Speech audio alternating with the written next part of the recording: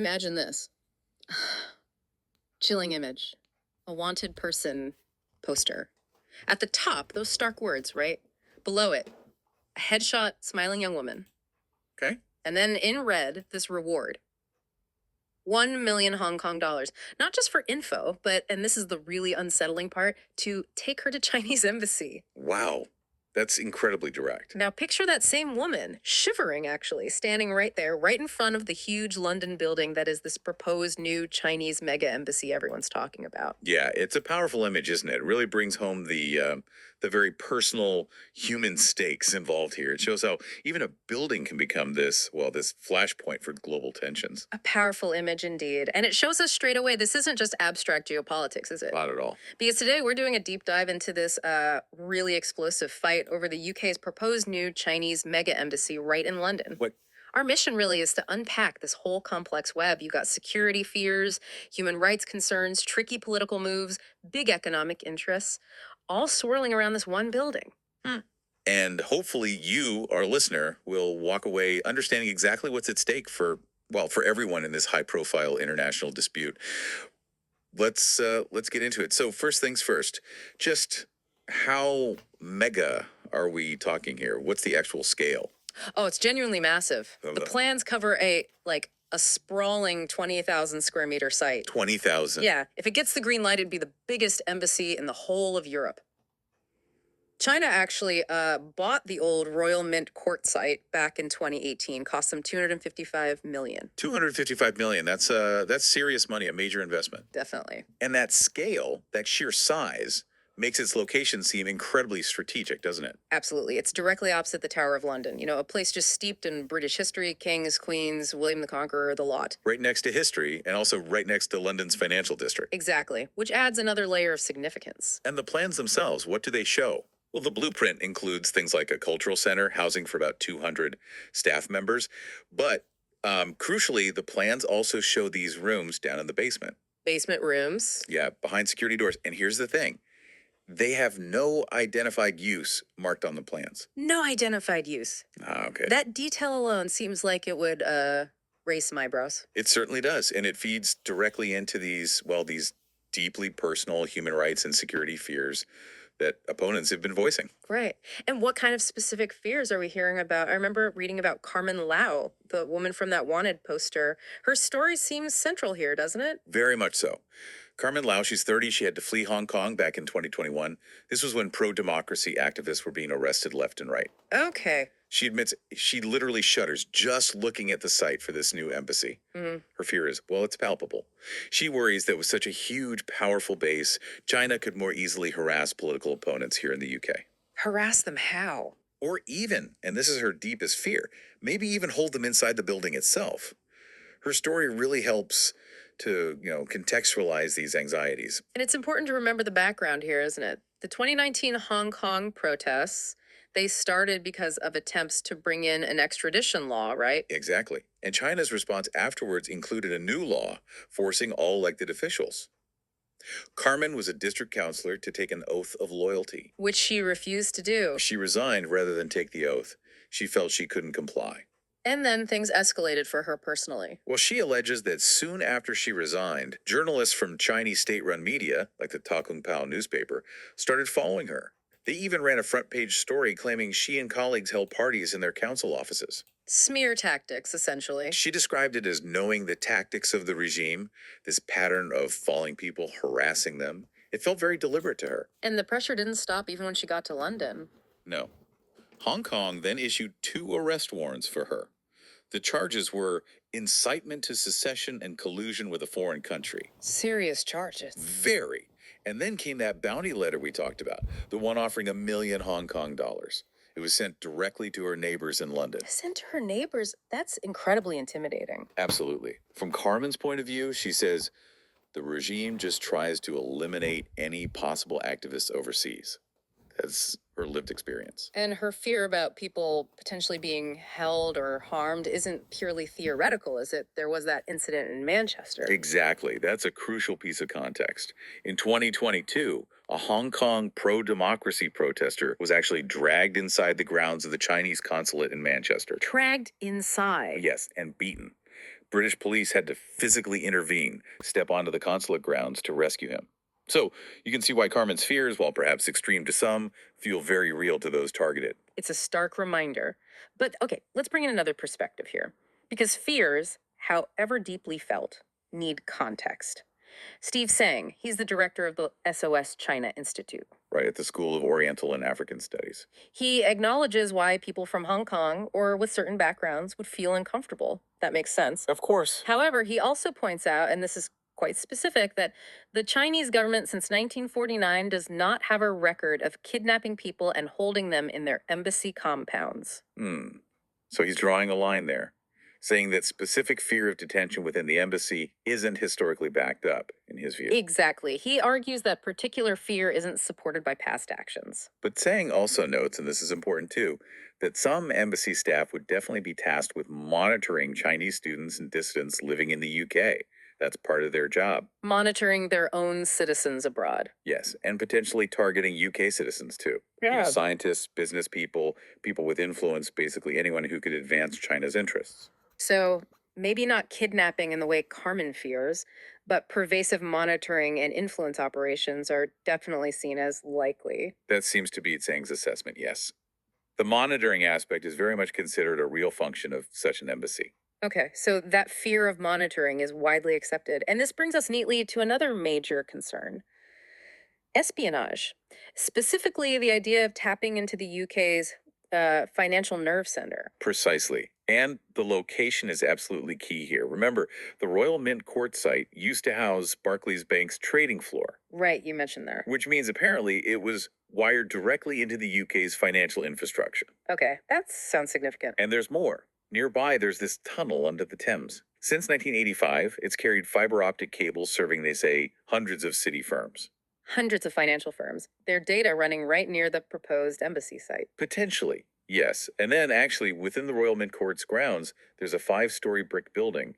It's called the Wapping Telephone Exchange. A telephone exchange on the site itself. Yes, and it specifically serves the City of London. Wow.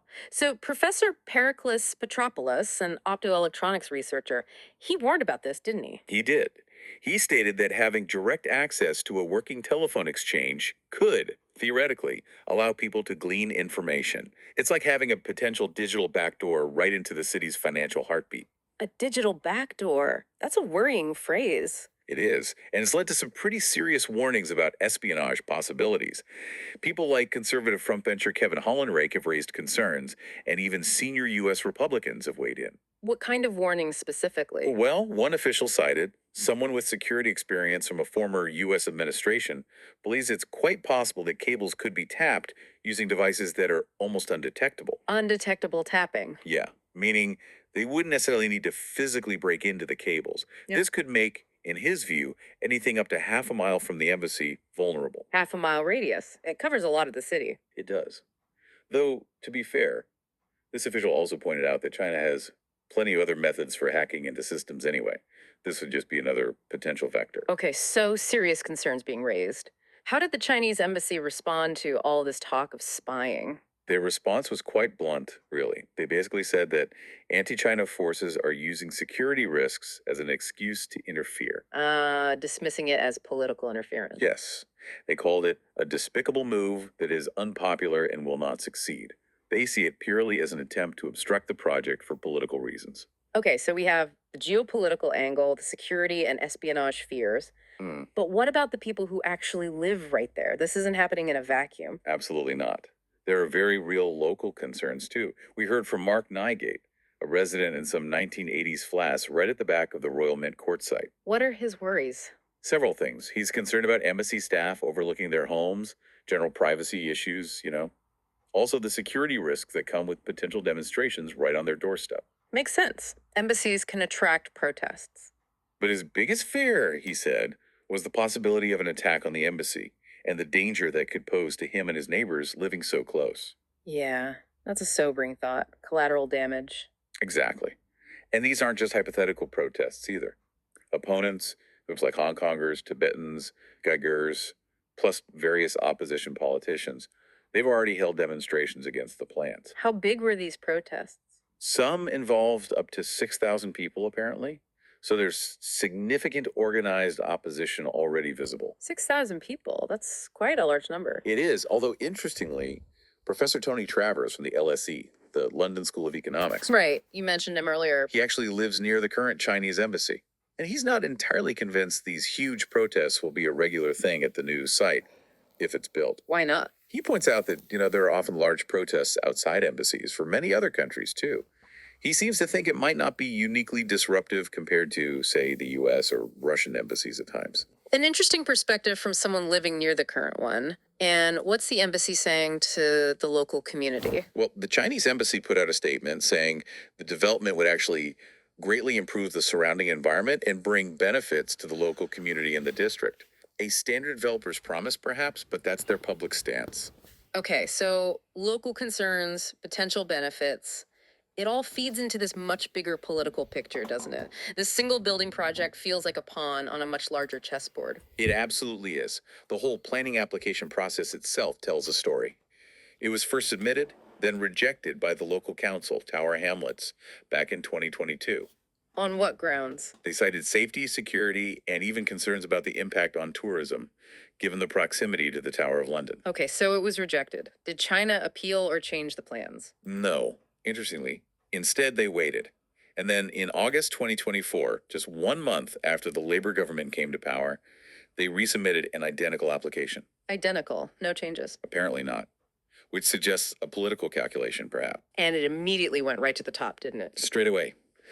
Chinese President Xi Jinping himself brought up the embassy issue directly with the new Prime Minister, Sir Keir Starmer, during their very first talks on August 23rd. Xi Jinping raised it personally. Wow. Yes. And shortly after that, the Deputy Prime Minister, Angela Rayner, reportedly urged by the Foreign Secretary, David Lammy, used government powers to call in the decision. Meaning she took it out of the local council's hands? Exactly. The final decision now rests with her at the national government level.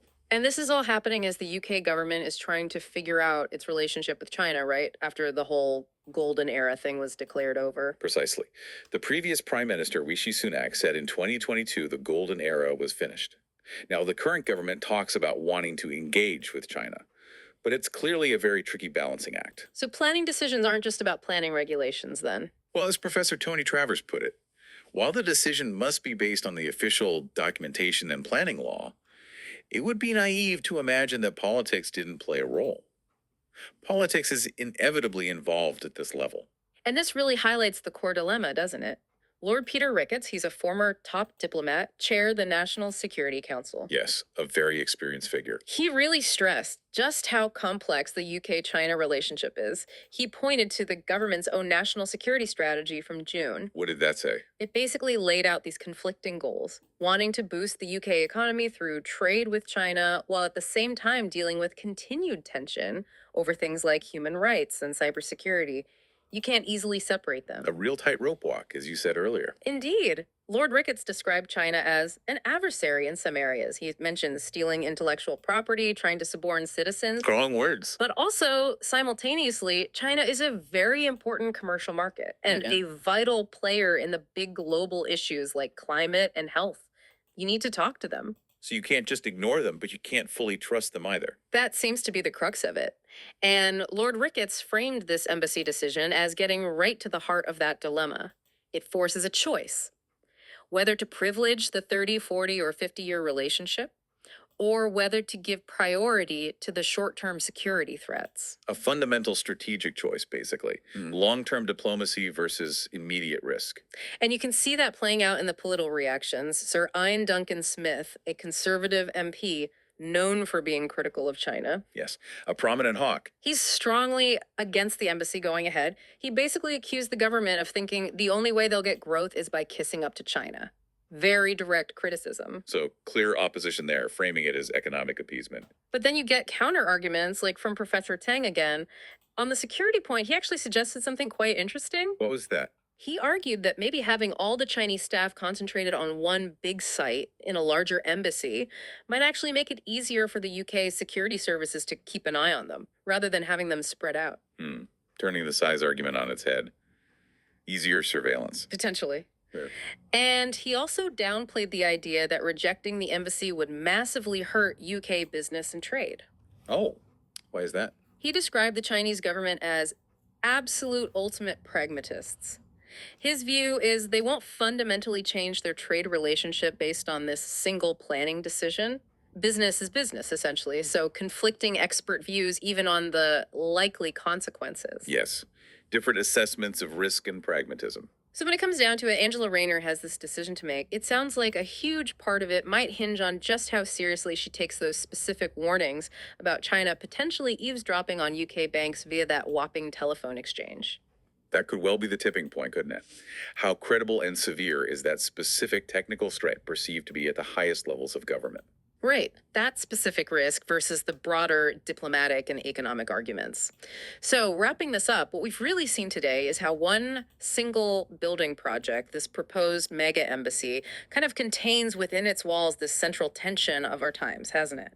It really has. It's the long term view, diplomacy, economic benefits, engagement versus the immediate pressing concerns about security, about espionage, about human rights. Strong arguments on all sides, all focused on this one controversial spot in London. A microcosm of a much bigger global dynamic. Which leaves us and you, our listener, with something to think about, maybe. In this world that's so interconnected, so complex, when these big national interests like economic growth and diplomatic ties clash head on with vital concerns like national security and fundamental human rights, how does any country really define pragmatism? That's the $1 million question, isn't it? Or maybe the 255 billion question in this case. And what's the long-term cost, really, whichever path you choose? There are always consequences.